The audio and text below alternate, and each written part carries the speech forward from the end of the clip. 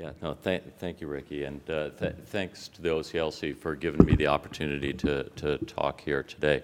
I have to say it's a little intimidating talking to a group of librarians. I mean, as most academics, I grew up, you know, a little bit of a geek and spending a lot of time in the library, and you know, the librarian was always this authority figure that was kind of, you know, sort of looking out, you know, making sure that I had what I needed, but also kind of, you know, keeping an eye on me as well. So to talk to a whole room full of librarians is just a little bit intimidating.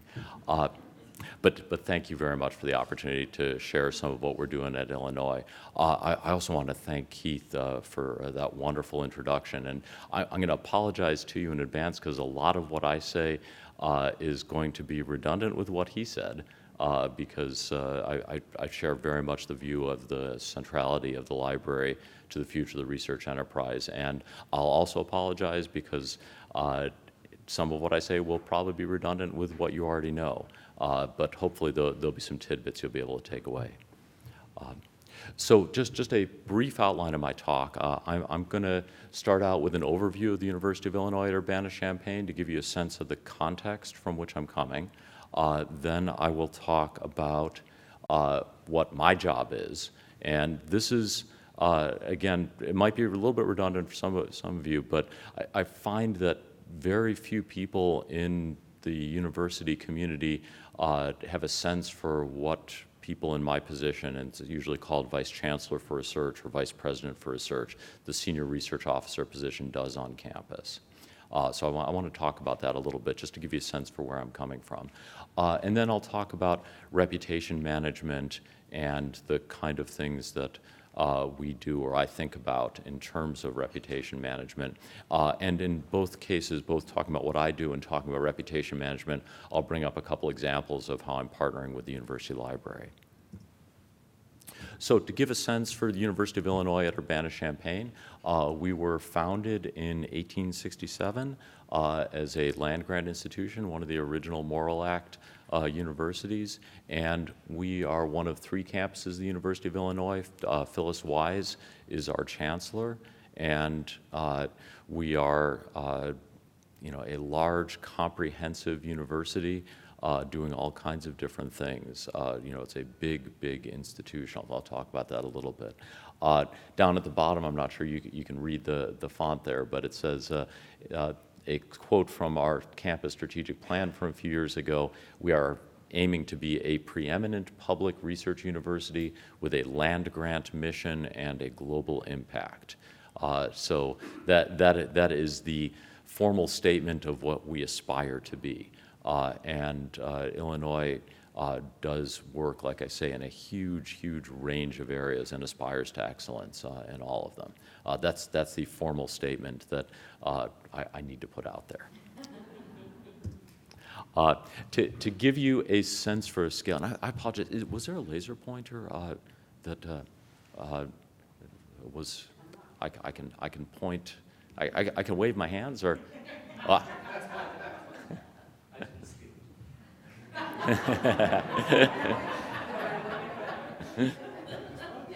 Oh, is it, may I borrow it? Oh, fantastic. There we go. Okay. Thank you, Keith. This will be more effective than my wave my hands. We have roughly 32,000 undergrads, 11,000 grad students, 2,800 faculty, of whom about 1,900 are on the tenure track. So it's a large-scale institution. Many courses of study.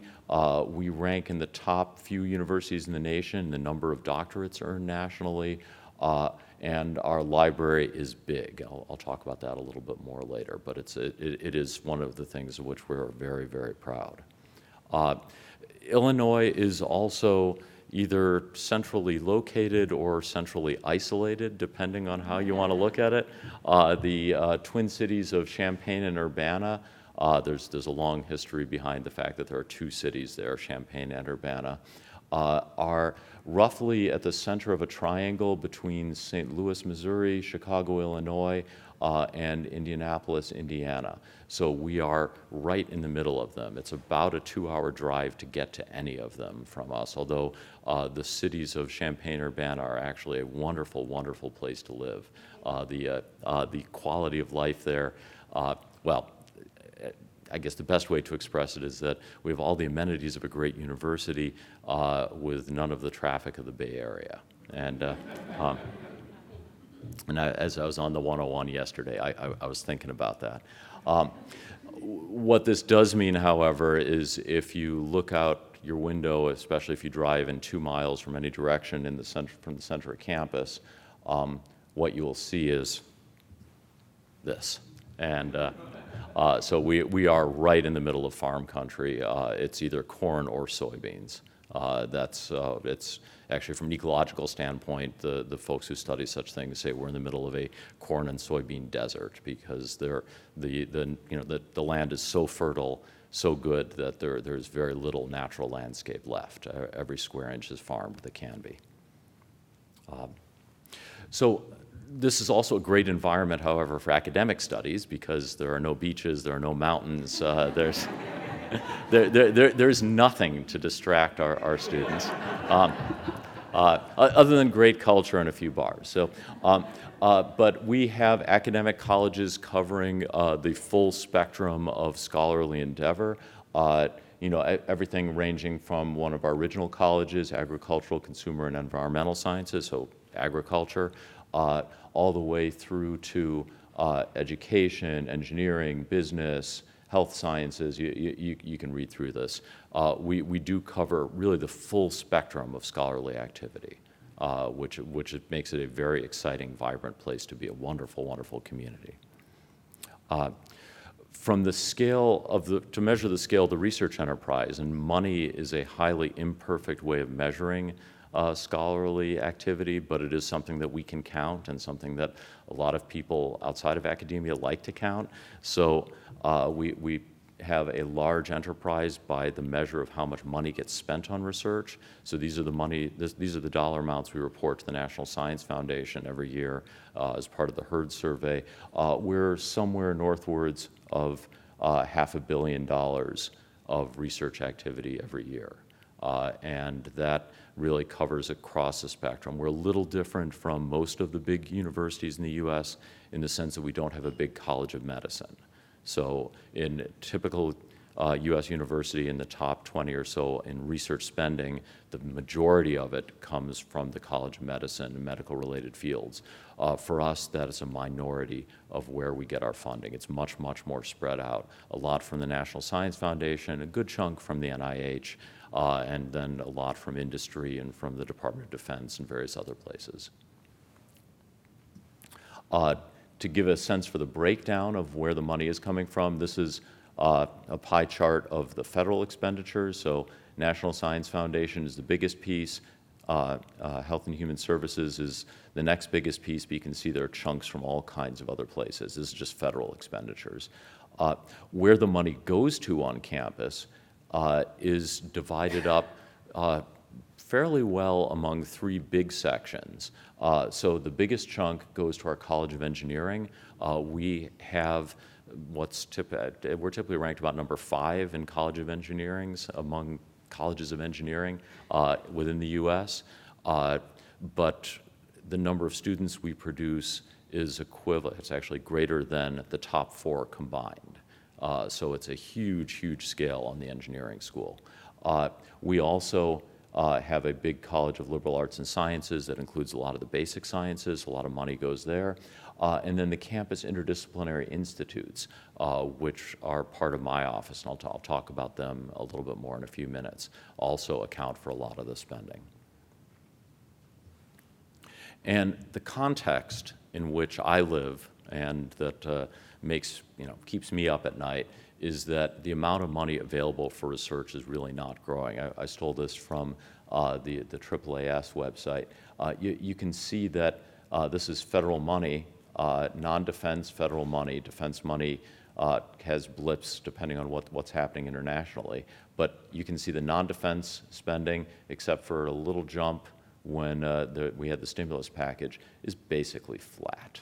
And so we can only grow by finding alternate sources of money or doing better against very, very tough competitors like Carnegie Mellon, for example. And that's not at all an easy thing to do. So my job. So the job description that's on the website, actually, I think Ricky even read out part of this. Provide leadership for campus-wide interdisciplinary research institutes, promote research initiatives, oversee administrative and business processes that ensure the productive, safe, and ethical conduct of research at Illinois. What that really means, it falls into two buckets. I represent researchers to the campus administration, so when there's a research issue, when the rest of the administration wants to do something that is going to affect our research portfolio, it's my job to say, wait, guys, no, you can't do that. Maybe just as important, I'm responsible for research within the campus administration. So the provost and the chancellor, I'm blessed to have two fantastic people in those positions right now. And they know and understand about research, so I don't actually have to do this very much, but they also expect me to be looking out for the researchers.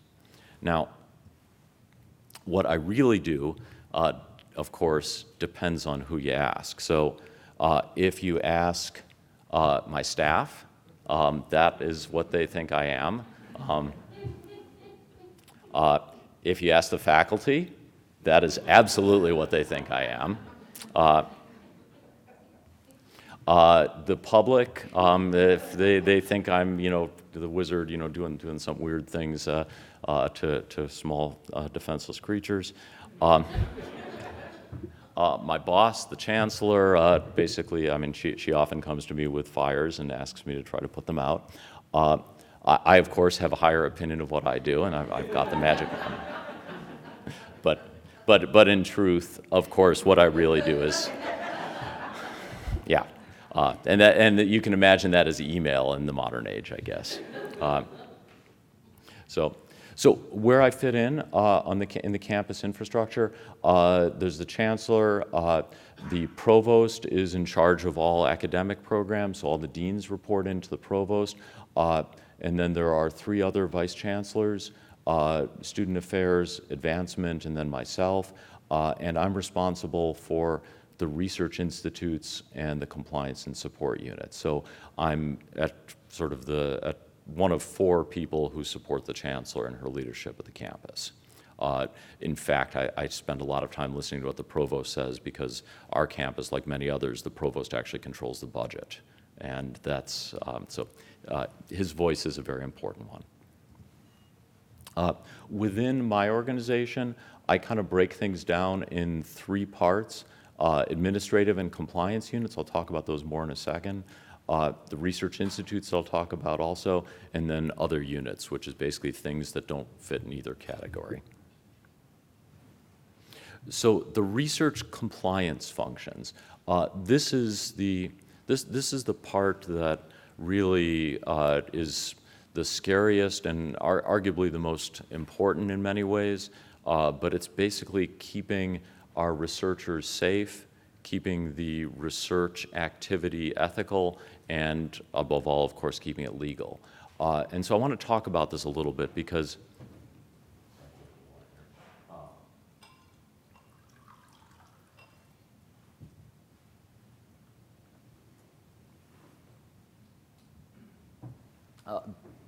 this is where the senior research officers spend an awful lot of their time. And if you ever ask why your equivalent of myself is not responsive, it's probably because he or she is dealing with one of these. Because when these are going well, you don't hear anything about them. When they're not going well, you hear a lot about them. So under my office, I've got the ag animal care and use program. So we have cows and chickens and sheep and pigs, actually a lot of pigs. it's something Illinois is known for, and as a scholarly thing for nutritional aspects, but they're also great biomedical models. So if you want to model a human being, but you don't want to use a human being in a test, the pig is actually very, very good. Not just physically, but actually also mentally. The intellectual development of pig. The intellectual development of piglets and babies turns out to be strikingly similar. Division of Research Safety. So we have to make sure that the researchers stay safe. This is a critical thing. I don't know how many of you followed the case in UCLA where there was a tragic accident and one of the faculty members was put on criminal trial. So this is a serious thing, and ethically it's very important.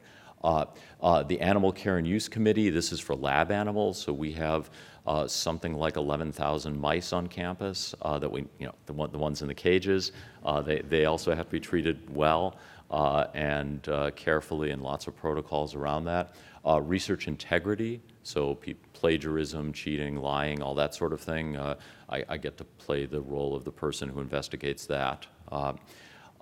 Conflict of interest, critically important when we have researchers doing work in companies, which we see more and more of as the federal money doesn't increase.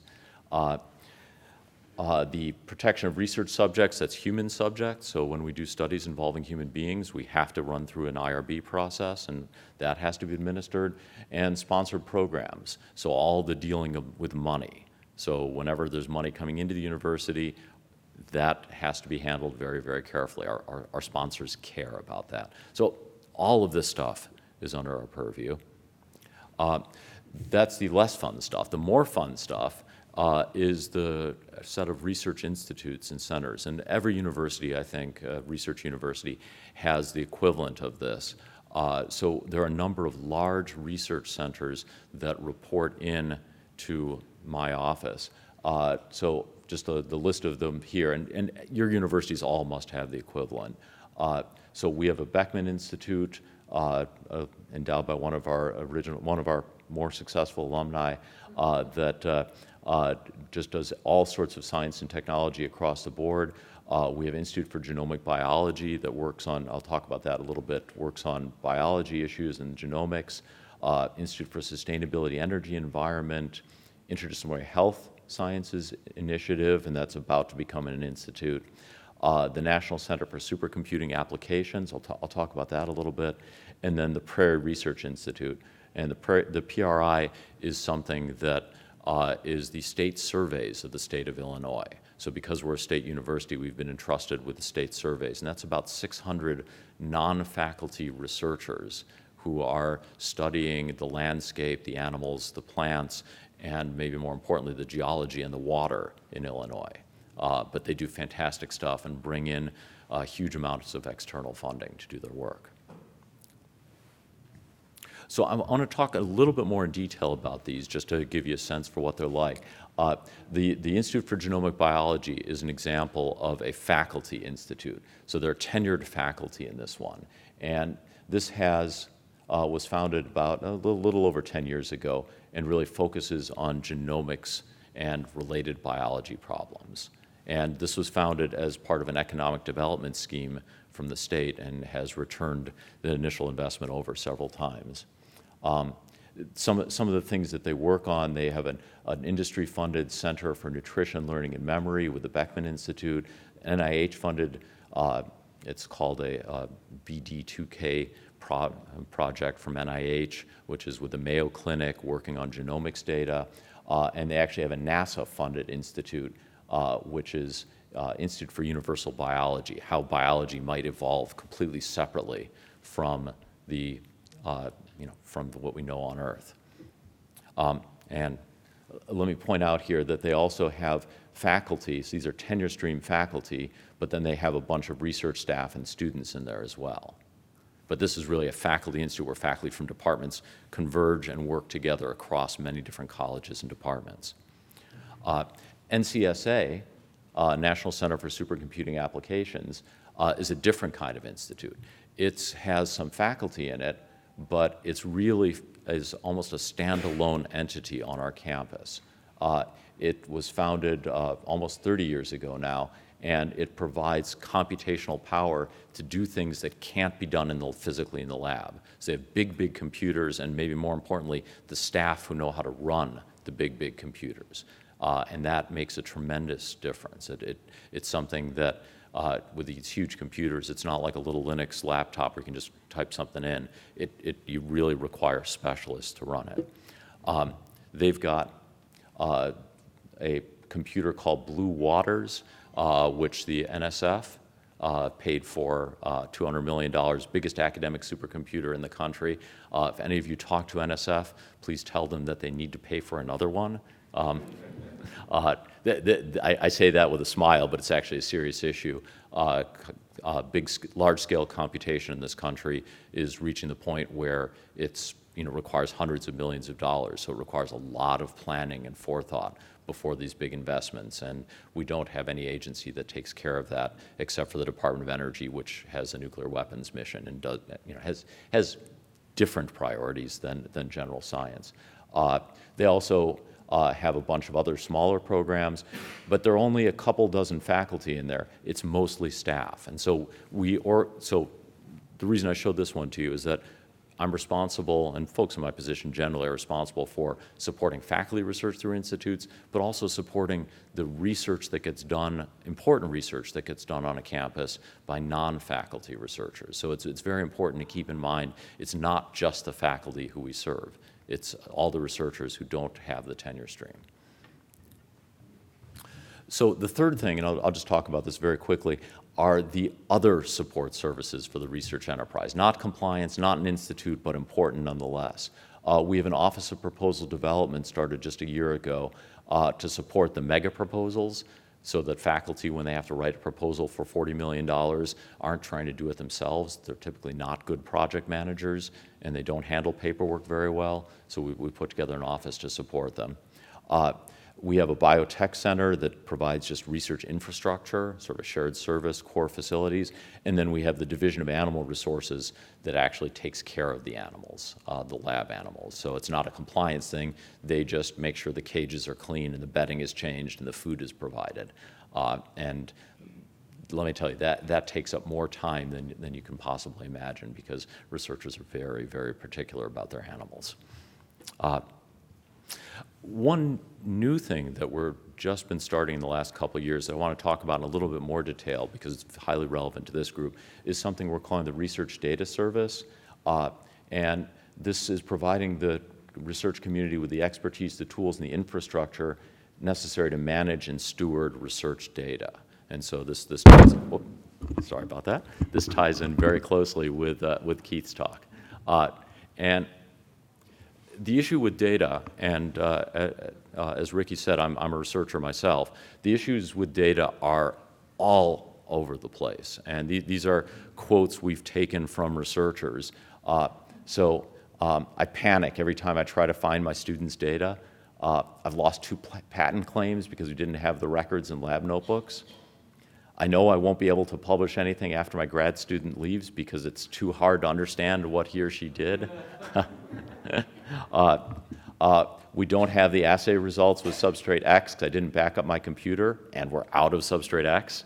And then this one, which really hits home for me, the only reason I was able to do the analysis was because on a whim, I decided to migrate some of my data off of floppy disks to CDs back in the 90s. I wish I'd done all of it.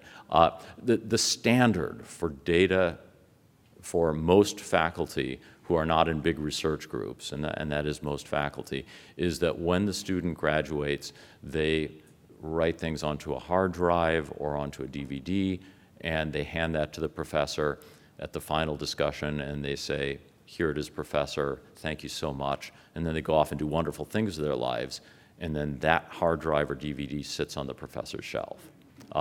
And this is not good. And I speak as a researcher. I've got a pile of those hard drives on my shelf, and thankfully I haven't been asked to dig back through the data. And it's so not good that the federal government is taking notice, because most of these data were collected with public money. So they don't belong to the professor, they belong to the public, they belong to the nation. The Office of Science and Technology Policy put out a memo a couple years ago on increasing access to the results of federally funded scientific research, requiring researchers to better account for and manage the digital data resulting from federally funded scientific research. Data management plans are going to become compulsory, providing public access to data will become routine, and the publishers are starting to have higher and higher expectations. I'm sure you've all seen this idea of having supplementary information, what goes into it. And it's not just data, it could be videos, it could be all kinds of interesting things. And the data management plans, just out of curiosity, I don't have a sense, how many of you have encountered this term data management plan? Okay, so you guys know all about this. Okay, because like I said at the beginning, I don't have you well calibrated.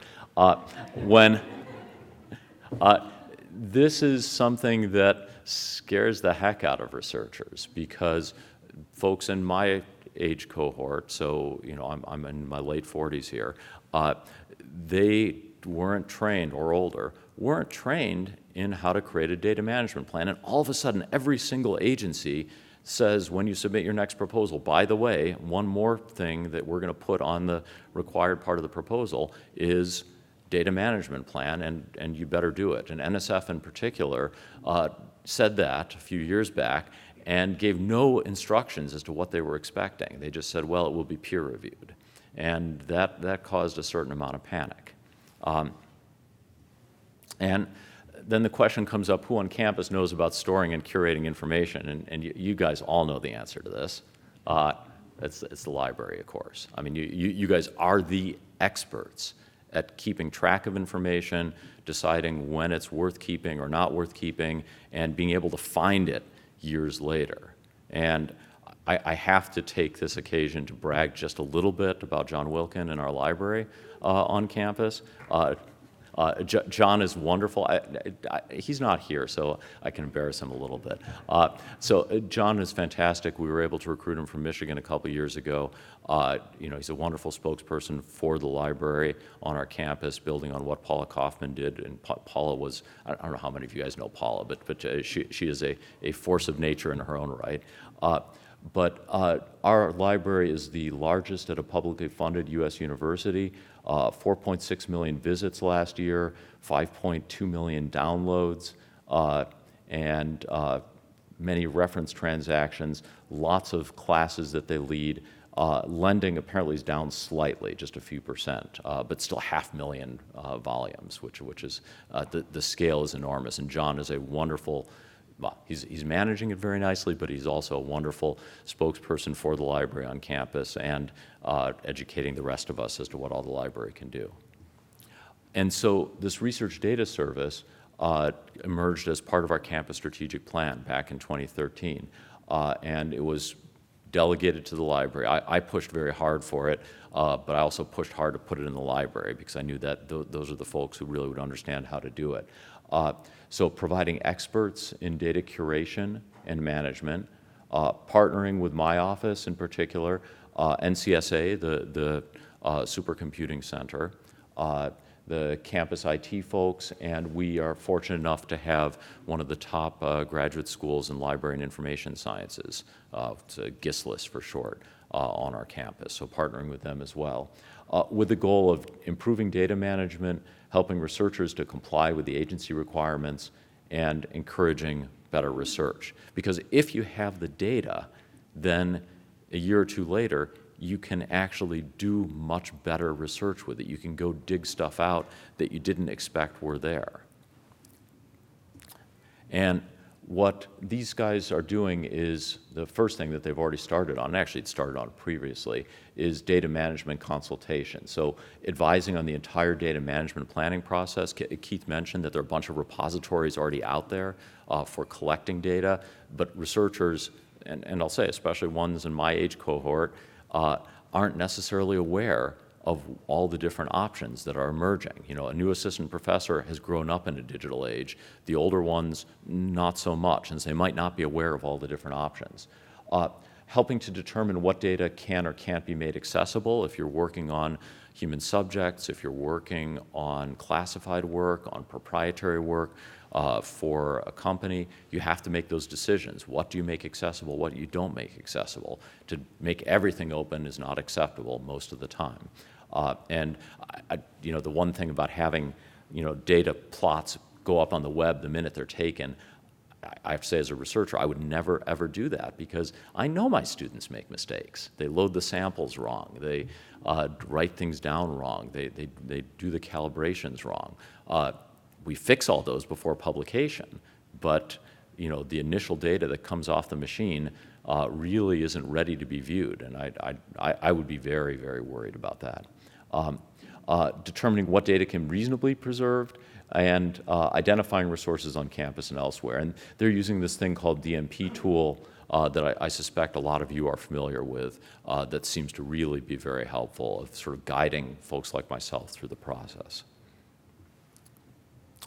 The other thing that they're doing is an institutional repository. So they've had an institutional repository for relatively small files for long-term preservation, and they also are planning a data bank where they can have these digital object identifiers created for new data sets, and then for medium-term commitment and quick access, but they're building out the preservation capabilities. Depending, again, they'll be curating it, and then they will have a target price of $99 per terabyte year for active data storage for people who need to keep the data online and readily available. So now I'm going to talk a little bit about the institutional reputation role of the senior research officer and the reasons why a senior research officer should care or spend time on reputation is that, look, better people will come, better faculty will come, so I should say better grad students and postdocs should come, faculty are people too, they will come and they will stay. We get rated all the time because we're not Harvard, we're not Stanford. Those places come after us and try to take our faculty. If we don't have a great reputation, we stand a higher chance of losing them. And it's we lost a junior faculty member very recently, and everything I think was the same in terms of resources and actually quality of life would have been better in Champaign for this person, but Stanford called, and when Stanford calls, it's hard to say no. And this allows our institution's research to have more impact. If we have a great reputation, if we keep these people, if we bring the funding with good reputation, we'll have more impact. That's why I care, because at the end of the day, it's about the impact that we have. Ratings and rankings. This is a highly imperfect measure of reputation. Keith talked about it wonderfully. I just wrote down some of our U.S. News and World Report rankings, which we cite because they rank us as #1 in a number of places. Like Keith said, you pick the one where you look really good. There are lots of rankings. None of them are perfect, but we can't ignore them. Faculty would love for us to ignore them, say don't pay any attention to those. As our provost says, they're out there, people look at them, we have to pay attention. We're not at the point where the research assessment like the UK or Australia, New Zealand, but it is important nonetheless. So how to improve reputation? This is where I really come in and think a lot about it. The first thing is to be excellent. All this manipulation, you can do. I think Keith indicated a similar attitude. You can do lots of things that you can play with it, but how things get reported and try to increase your citations, the best thing is to do a really good job. The second best thing is to innovate, to really be at the cutting edge, doing things new, doing things different, taking advantage of changes in the landscape rather than letting them happen to you.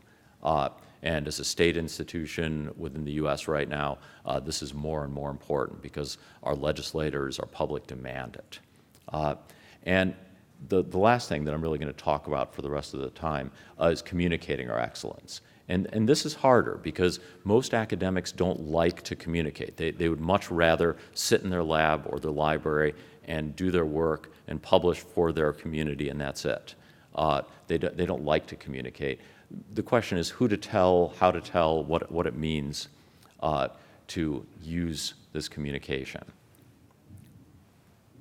And communication is both internal and external, and I'll talk about both. Internal communication, in terms of reputation, you have to tell people what's going on so people can simply do their jobs, but so they can collaborate and work together, but also so they can tell their stories. So when they're talking to people on the outside, they can explain, this is what the University of Illinois at Urbana-Champaign does. It's this whole breadth of things, not this is the paper that I just published. So there has to be good internal communication, and also because faculty like to gripe, and you have to make sure they are well equipped so they know what's going on, so they don't say, well, we never do that, when actually we do. External communication, all these reasons that I think are obvious. In particular, supporting our fundraising efforts and attracting external funds ties in with the external stakeholders. We have to be known as a great institution for people to give us the benefit of the doubt when they're making funding decisions. And of course, both internal and external add to excellence and add to reputation. Now, the question is, whose job is it to communicate? So I borrowed this slide from a friend. These guys up here are suffering from the same problem as the people down here. It's everybody's job to work on communication. Really, it has to be all around. It has to be part of the culture to talk to each other and to talk externally about what's going on a campus. And that's something that I've pushed very, very hard. Internal research communications. And this may be obvious, but I will say it anyway. Show up for meetings. So I came into the role 3 years ago, and there is a group that meets regularly, called the Council of Deans, to which I was invited, meets weekly. The academic deans get together and they talk. And the previous vice chancellors for research had not attended that meeting, although they'd been invited, or at least hadn't attended regularly. And I said, no, I'm going to be there, because if I'm there, I can say what's going on. I can also hear. But encouraging the members of the staff to do the same is extremely important, to make sure that folks in the office are getting out, going to the meetings, not just hunkered down trying to get their emails answered. And then, of course, all the digital media on campus, websites, social media, which is becoming increasingly important even inside the university, campus research calendar, so we have a calendar where we're showing things that are going on, and mailing lists, and keeping them up to date, not just a listserv that has 400 email addresses on it that you don't know who they are or where they come from, but a managed list when you send out information. And then we've also put together, and this is in the last 3 years, a number of research talking groups, if you will, to make sure that there's communication internally. So we have a working group of all the associate deans for research and institute directors. We have another group for the business staff that handle research administration, so they're all talking to each other, and so that they are really sharing common best practices and training the staff. We have a research safety council that talks about safety. The people responsible for safety actually get together regularly and talk to each other. And then we have a research communications council. The people who communicate have to communicate with each other, otherwise they don't know who's covering what stories. And this is important because otherwise the word doesn't get out. For external communications, our campus is highly decentralized. Our people would love us to, our top communications people would love us to have a uniform look and feel to everything that goes out. Unfortunately, that doesn't happen. The campus public affairs does all these different things. Government relations does a different set of things, and then each individual college and unit and institute has its own communication staff. And that's a good thing, because they know their business best, they know their stakeholders best, but they have to get, they have to be somewhat aligned and talking to each other, and that's where our Research Communications Council comes in. The last thing I'm going to talk about, and this is something Keith touched on also, is knowing our expertise. So 2,700 plus faculty who are constantly innovating, hundreds more research staff, some of whom are nationally leading researchers. how do we know who is doing what, and how do we build collaborative efforts, and how do we allow all of our external stakeholders to join our community, consult our expertise, and importantly, to support our efforts. And there's a question, what organization on campus is expert at maintaining information and making it available? And of course, you know the answer. It's the library.